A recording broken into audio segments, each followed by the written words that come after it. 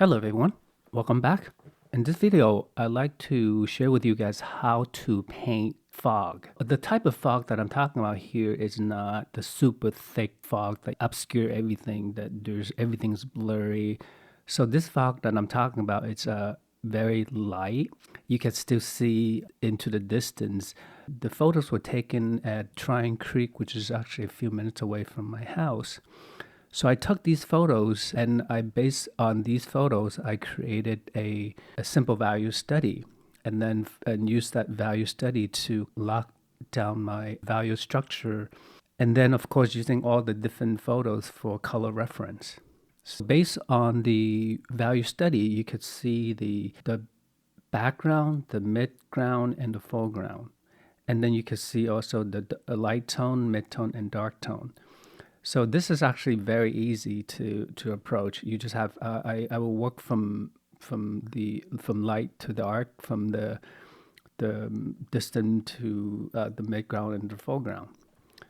The drawing of the actual watercolor paper, I just use a number 2 pencil. I lightly sketch in the big shapes, and then from there I get started right away. And most of the color that I'm mixing, I believe that is a ultramarine blue.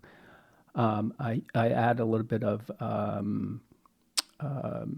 Chinese white, so you can see the color towards the horizon a little bit kind of lighter, so you can see the color on the top will be slightly darker as it towards the bottom. So this is actually a light tone. And remember, when we're painting fog, it's actually the color, the overall color has a much cooler overall tone. So the idea is to, we try to keep that as cool as possible. So we actually push the cool to make the cool cooler, and then make the warmer slightly warmer than the distance. So as it comes closer to us, you can see I'm mixing more of I add a little bit of kind of a yellow. I think that's lemon yellow. So you can see to the right, you can see that there's a slight hint of kind of a yellow, a greenish blue. So it's slightly kind of closer to us now. So this is something that I like to do, is I would actually mix the color, and as I get closer, I will actually add more color and keeping the same value kind of close.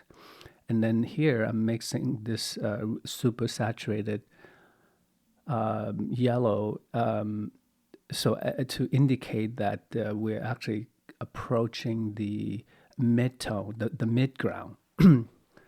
So you can see now that the background, it's actually super blue, which is actually give it the shift of the color will actually give the impression of that fog. And then now I'm mixing still using some of the blue, and this is actually the color of the reflected sky of the creek.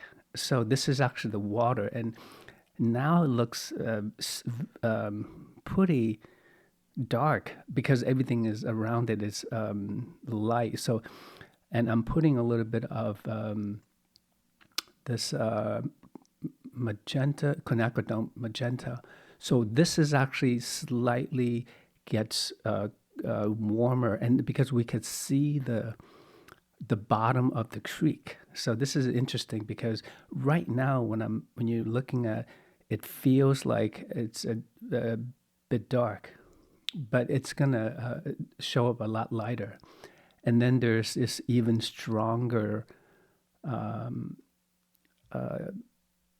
blue. I mean, this stronger green. I mean, yellow, It actually we're getting closer to the kind of the bank of the creek. So this is the where the green it's actually show up quite because I think this is I recall the photo was taken early spring, so everything starts to turn back to life, and you can see the greens getting pretty green and intense. And then, so I'm actually just adding that and making the foreground much more intense than the distant in the back. And then I just mix a simple light wash, kind of that the sky, the sky in the distance. And then, of course, you could see the color that I'm mixing right now is super intense, and this is the color that's gonna bring our a focus to the right side of the creek, which is actually pretty close to us. And then I want that to be super saturated because we're actually gonna. That's where the bend of the creek is gonna be, and then you can see the the yellow transition into the green, and then it's going to be even more saturated green that mixing. I think that's I can't remember what yellow that is. I think that might be lemon yellow. I can't remember my color. I just rely on the look of the. So you can see that super green that I put down, and the way I put down this mark is typically I brush it in. I also like to go into the direction of where there's going to be grass in there to create a little bit of the textures. And I noticed the distant tree in the back, as it the first wash drying, I decided to strengthen a little bit because I feel like it's a bit too weak, and also because it wasn't dry completely. So you could see how that wash that I put down right away, it gets pretty soft. The that will actually reinforce that foggy feel to that, and you can still see the shape of that as well. So now it's the mid ground, kind of separate between the distant trees in the back and the mid ground. And these darker green is a lot more saturated. And when it dries, it's actually going to be not as intense and also as dark as you can see it right now. And typically with watercolor, is that when you first put that down and it looks right, chances are it's wrong. And sometimes you just have to keep that in mind when it dries, it's gonna get lighter. So again, I'm still working on trying to get the this is I would consider a mid-tone. So I'm not kind of a dark mid-tone. So again, to keep that separate from the distant trees in the back.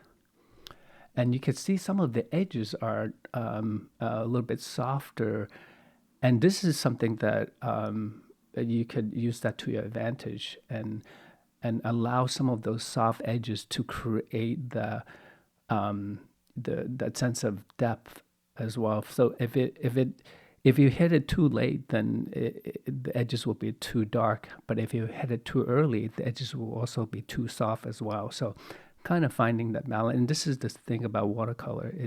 You just don't have a lot of 100% control. So the darks that I'm putting down right now is actually it will be the area where it's the underwater. It's under the water, and because the reason it's so dark is because it does not see the reflection of this. I guess he's seeing the reflection of whatever's above that.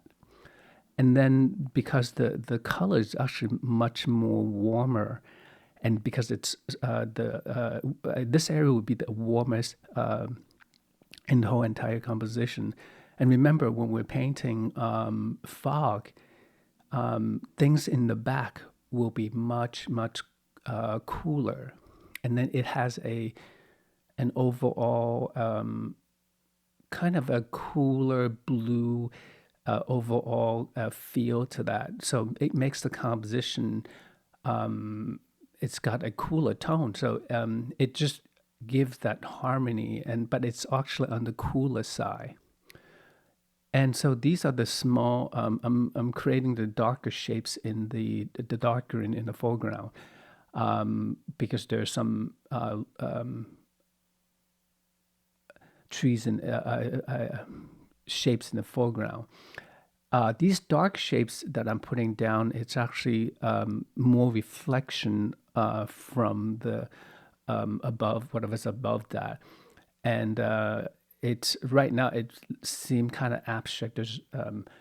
But remember, this is just a reflection. These are shapes going to describe, and painting water is actually quite interesting, because if you have the right value and the correct color and saturation, and most of the times, it actually, you don't need to paint a whole lot. It's like as if this thing is seeing through, and you just have to suggest underneath it. What I just makes that puddle of green is the mid-tone trees that I'm about to put in there. And this group of trees or shapes, it cannot be too as intense as the foreground yellow green, but at the same time it has to be warmer and slightly darker than the distant blue shapes that's in the upper left corner, because that's actually going to show the distance, the feeling of fog that we were talking about, that I'm interested in capturing. So you could see the green, it's actually much greener, much more warmer than the distant blue. But this green is actually much cooler and slightly darker than the really saturated yellow green and the green in the foreground. So this will create the feeling of the fog that I was talking about. Again, if you mix the correct values, and also, and you have these transition of the different color from the different from the, like, the background, the mid-tone, the background, the midground, and the foreground. So this will actually create that sense, that atmospheric feel. And so when I put down these marks, I try not to go back and forth.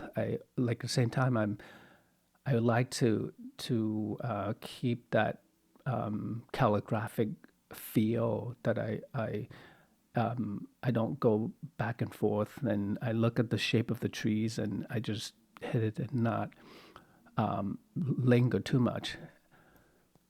So these are the little touches that to suggest to my audience that they're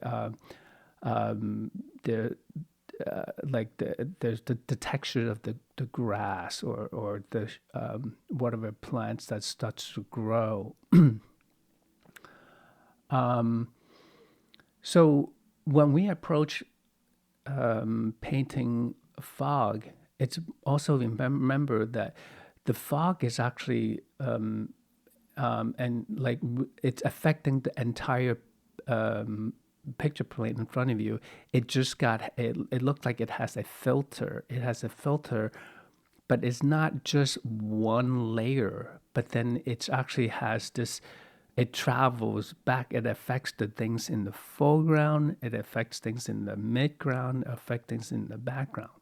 So it's always remember to suggest that.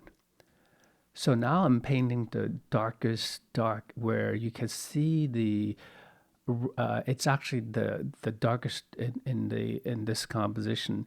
It's the reflection of the midground tree. So I put that super dark because that's where I want to direct my audience eyes to kind of into the distant mountains. Um, so the overall of this composition, it has a kind of a cooler palette. They all have kind of that similar feel. Um, that kind of the yellow, green, and the blue. So it's actually on the more of the cooler side of the palette. And it's got yeah. So now I'm mixing a darker to create the tree trunks, or so this way you could see that by now it's super dry, and the edges are super sharp, and I'm gonna have to go back and just kind of lighten that, because it's just really attracting a lot of attention right there, especially towards the against the light sky in the upper left. So at this point, it's just really try to add the, excuse me, the accents in there, creating, suggesting there's other trees and shrubberies, not trying to render everything. And so the